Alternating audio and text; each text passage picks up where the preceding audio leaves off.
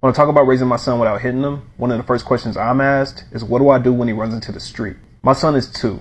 The first time he tried to run into the street was about 6 months ago. The last time he tried to run into the street was about 6 months ago. And I've never hit my child.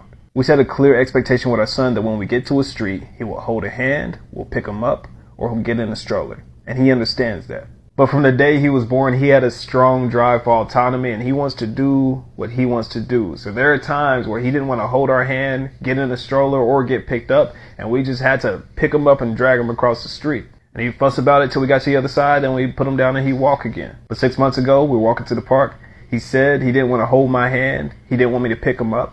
I told him a street was coming, so we had to do one of those things, and he took off running.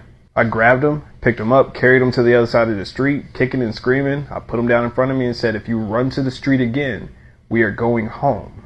We start walking again, start coming up to the next corner. I say, okay, son, it's time to hold my hand or get picked up. We didn't have a stroller. Which one do you want to do? He said, no. I said, son, we need to hold my hand or get picked up, or we need to go home. And he took off running again. All my son wants to do is what he wants to do. So being carried home is a loss of freedom to him. It's like getting locked up.